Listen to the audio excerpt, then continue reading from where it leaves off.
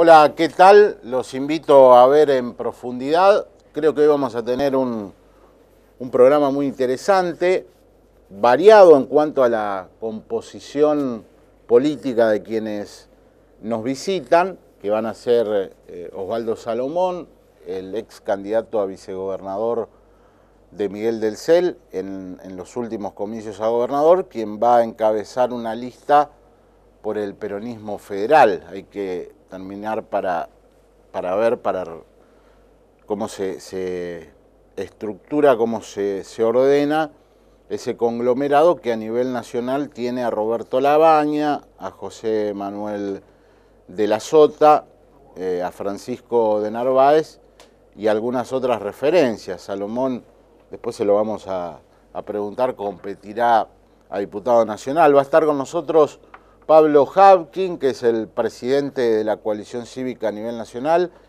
que también será candidato en la lista encabezada por Hermes Wiener a diputado nacional, la lista del Frente Progresista, y estará con nosotros el concejal Roberto Zuckerman, quien es el que este año no tiene competencia, pero nos parece oportuno saber cuál es su mirada respecto a las cuestiones que están sucediendo en el Consejo Municipal y en la realidad que se vive en la ciudad de Rosario. En el inicio de una semana que estará, como las que se vienen, marcadas por dos cuestiones. Por un lado, la realidad más pulimentada y que tiene que ver con esta decisión del gobierno de seguir en su, uno no sabe bien si es táctica o es estrategia de ir por todo, ¿no? Y en este ir por todo aparecen en el horizonte nuevos desafíos, y cada nuevo desafío que tiene el gobierno nacional conlleva más polémica. La reforma judicial fue toda una cuestión novedosa, bastante sui generis en algunos aspectos en lo que hace al derecho comparado. Sin embargo, se trató en el Congreso de la Nación, luz verde, la reforma judicial es ley, y a menos que haya una acción de inconstitucionalidad que prospere en la Corte, todos los argentinos, ustedes que nos están mirando, van a tener que decidir en los comicios de octubre, además de los candidatos, por una lista de consejeros a la magistratura. Una cosa muy novedosa. El único país que tiene algo similar es Bolivia, y en Estados Unidos se da también de otras maneras.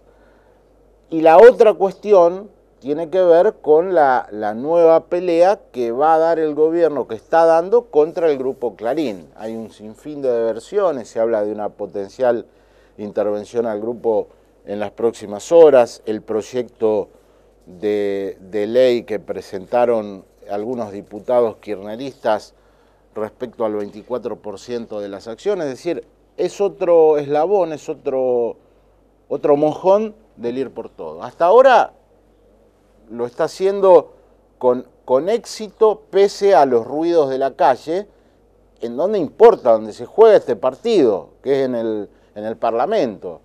Por eso la trascendencia de los próximos comicios.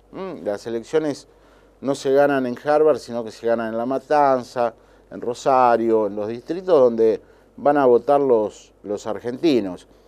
Y la otra cuestión que quería mencionarles es que ya se inicia claramente, ya se inició el proceso electoral. Con el decreto de la Presidenta de la Nación convocando elecciones, la campaña empieza a vivirse. En la provincia de Santa Fe, en la ciudad de Rosario. En Rosario vamos a tener también elecciones clave, elecciones de mitad de mandato de la intendenta Mónica Fein. Y se observa un abanico de candidatos importantes. Por un lado, Capielo ha confirmado, lo habíamos adelantado hace 15 días, que era el nombre, finalmente la intendenta lo confirmó. Va a estar Héctor Caballero, por el lado del peronismo, y va a estar Jorge Boazo por el lado de, podríamos decir, no se sabe si del Frente Progresista o de una candidatura del radicalismo por afuera del Frente Progresista.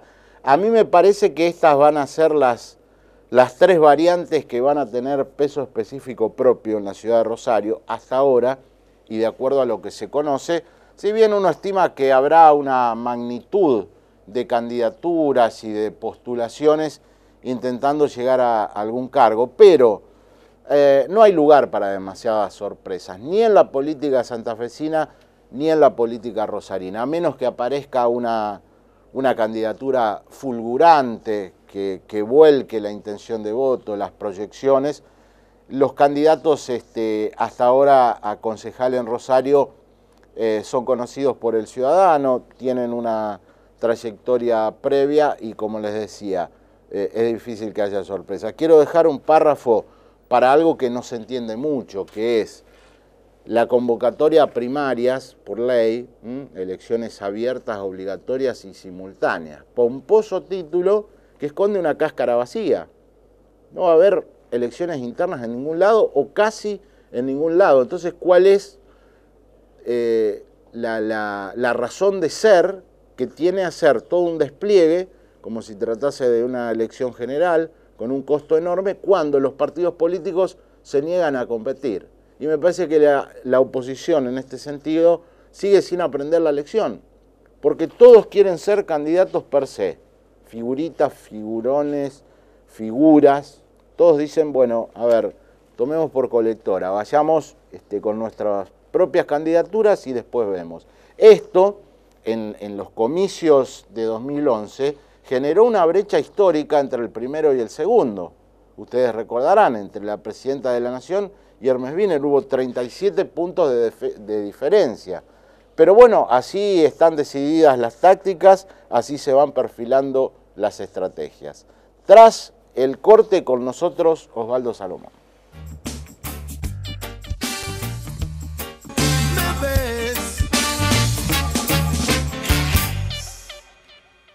La idea es seducir a un voto que en el anterior comicio fue con Delcel y usted, algún voto que es peronista y que no se siente atraído por el kirchnerismo, por Rossi, porque a ver, el observador neutral dice, bueno, los peronistas siguen dividiendo sus votos y Wiener se restrega las manos. Pero esta es una elección de diputados nacionales. Wiener se puede restregar las manos en una general, pero no sé si abríamos las urnas si no le habíamos ganado la elección del 24 de julio del 2011. Le sacamos el 35% de los votos teniendo representación en menos del 20% de las localidades de la provincia, con una estructura territorial muy pobre. O sea, Wiener tiene que hacer una profunda autocrítica del resultado de las elecciones del 24 de julio, que luego después pierde también con Cristina Fernández en Santa Fe. O sea, que no está para estar tan tranquilo. Pero ahí no se divide el voto, pero no está muy Se divide el voto peronista, pero esto es un voto de diputados, y de por sí va a ser un voto de dispersión. Creo que el peronismo, sumado en sus variantes, va a ser el primero en la provincia de Santa Fe. De eso no tengo dudas. Y nosotros a lo que apuntamos, vos me decías, ¿cuál es la composición del voto? De los votos del 15% que nosotros obtuvimos en la interna, o sea, en la primaria, el 22 de mayo, había un gran componente de votos del interior productivo, que nos acompañó por el discurso, por la defensa, por mi actuación contra la 125, por mi compromiso con ese sector, y bueno, y además por la figura de Miguel Delcel, sin lugar a dudas. Y luego ese voto se agranda, se expande, a partir del resultado de la primaria del Frente para la Victoria. Hubo casi 400.000 votos, 20 puntos, que de la primaria del Frente para la Victoria pasan hacia la fórmula de Unión Profederal. Ese voto es básicamente votantes peronistas. No digo que sean todos peronistas, pero votantes peronistas. Te consulto, atento a tu cargo de presidente de la coalición cívica. Hay un liderazgo allí que es el de Carrió.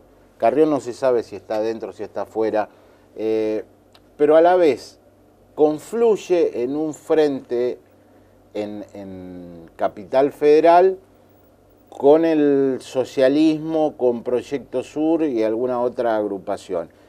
Pero a la vez Carrió bombardea al socialismo santafesino. Digo, no es fácil la tarea que te tocó. Para nada.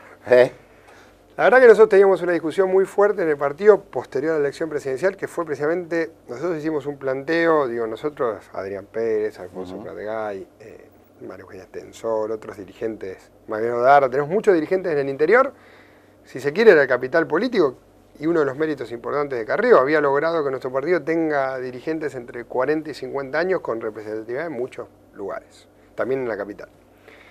Y nuestra discusión era, nosotros tenemos que ir hacia acuerdos con otros sectores políticos. Y si querés, esa era la gran tensión, porque el planteo de ella era más bien no hacerlo.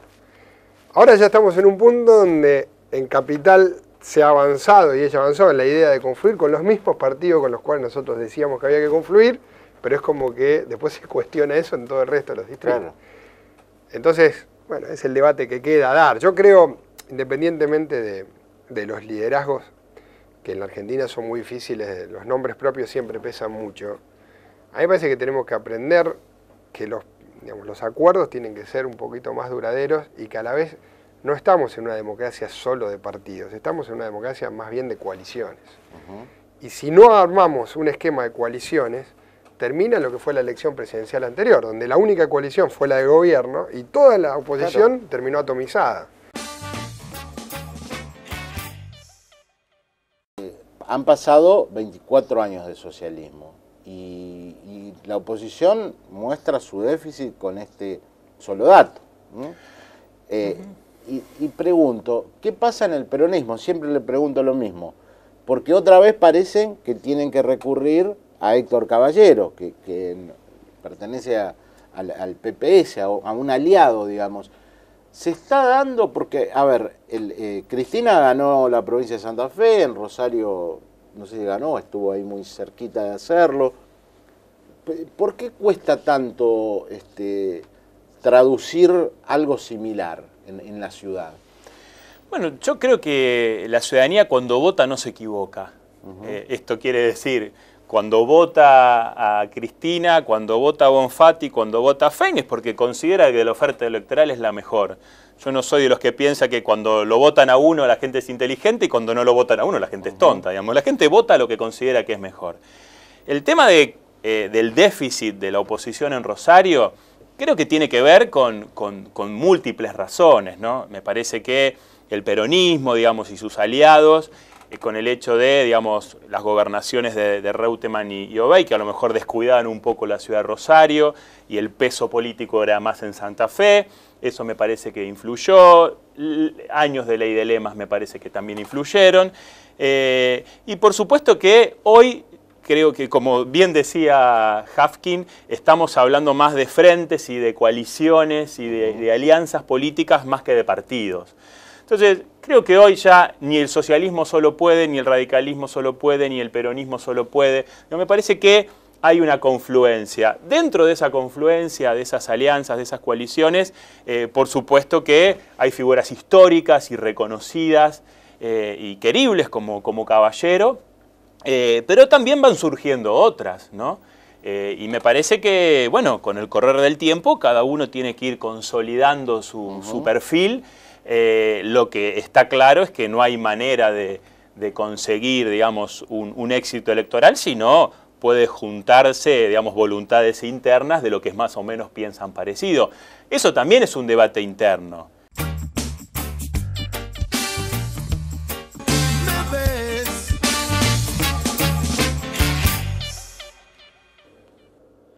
Bueno, hemos tenido un programa multifacético políticamente hablando con Salomón, que confirma su candidatura a diputado nacional, el acuerdo que va a tener con la Baña de Narváez y de la Sota, Pablo Hafkin, la consolidación del Frente Progresista en la lista de diputado nacional, del que él va a ser parte, y Roberto Zuckerman, que me parece que es uno de los peronistas que en términos de futuro inmediato, 2015, cuando se defina la sucesión en la Intendencia de Rosario, va a ser, creo, el candidato de ese sector. Volvemos en 7 días. Muchas gracias.